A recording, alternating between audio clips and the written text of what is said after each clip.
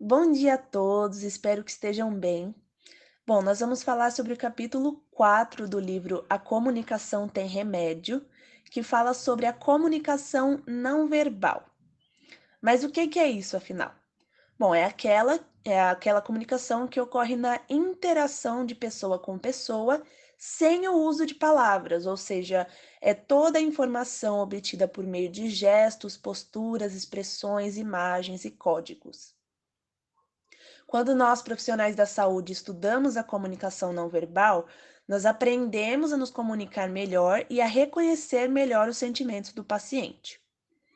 Eu gostei de uma analogia que o livro fez, que diz que a comunicação verbal seria como a ponta de um iceberg, que está ali visível na superfície. E a comunicação não verbal é todo o resto desse iceberg que nós temos que aprender a enxergar e interpretar. Bom, vamos falar um pouco então sobre as suas três fontes. A primeira é sobre os programas neurológicos herdados, que fala, por exemplo, sobre crianças que perderam a capacidade da comunicação verbal por comprometimento da visão ou da audição.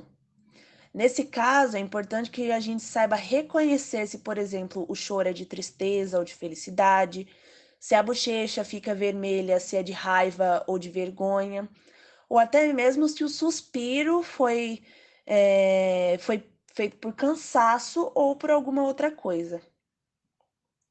A segunda fonte fala das experiências comuns a todos os membros da espécie, que são aquelas usadas e reconhecidas em qualquer lugar do mundo. Por exemplo, em qualquer cultura, em qualquer idioma, em qualquer lugar do mundo, todas as pessoas sabem que o bocejo significa sono ou até mesmo tédio. Espero que vocês não estejam entediados. A terceira e última fonte diz respeito às experiências de acordo com a cultura, classe social, família e indivíduo, que são aquelas adquiridas nas diferentes situações, nos diferentes estilos de vida. Por exemplo, pessoas que são culturalmente mais habituadas a sorrir do que outras, as diferentes formas de se sentar à mesa ou tom de voz usado em determinada situação e etc. Pode-se dizer então que o indivíduo ele participa ao mesmo tempo das comunicações verbal e não verbal, sendo que a primeira caracteriza o ser psicossocial e a segunda caracteriza o ser psicobiológico. Bom, vamos então agora entrar nas classificações dos sinais não verbais, que são 6, mas eu vou falar de 3 delas e a Rafa vai continuar com vocês. A primeira é a paralinguagem, que exige a produção de um som para se transmitir uma mensagem, que podem ser diferenciados pelo ritmo da voz, intensidade, entonação, suspiro, entre outros.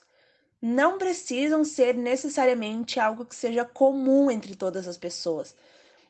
Pode ser algum som emitido caracteristicamente por determinada pessoa. A segunda é a cinésica, que são gestos manuais, expressões faciais, movimentos, ou seja, é a linguagem do corpo. A cinésica é a linguagem do corpo. A terceira é a prosêmica, que ocorre quando o indivíduo usa o espaço para se comunicar, como, por exemplo, manter a distância entre outras pessoas ou chegar muito perto delas, a forma como os objetos são organizados naquele espaço, entre outros. Primeiramente, eu quero desejar bom dia para todos vocês e eu vou continuar a descrição da classificação dos sinais não verbal. Eu vou falar um pouco sobre as características físicas, os fatores do meio ambiente e a taxésica. As características físicas, como já diz o nome, a gente vai descrever atrás de formas e aparências pessoais, onde a gente pode distinguir entre a idade, o sexo, origens sociais e entre outros fatores. Sobre os fatores do meio ambiente, através de forma, tamanho, cor de objetos em relação a um espaço, a gente consegue classificar esses sinais.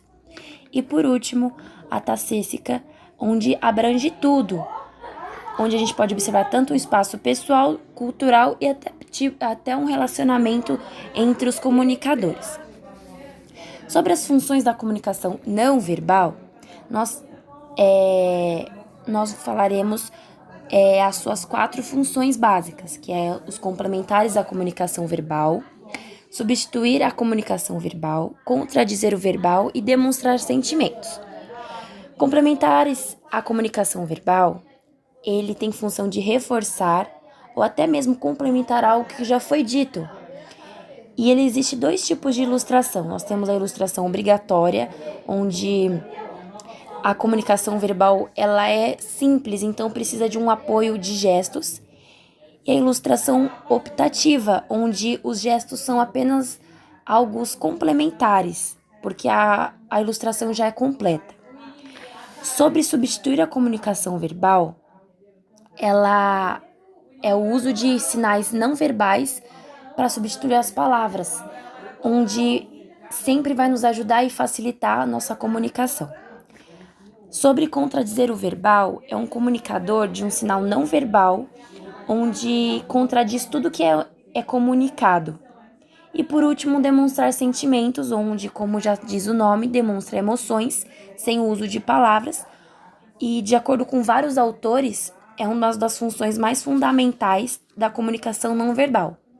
E, de acordo com eles e os estudos, os pacientes que reprimem esses sentimentos, esses pensamentos, eles precisam de ajudas terapêuticas, porque a gente deve expressar, independente verbalmente ou não verbais, com coisas verbais ou não verbais.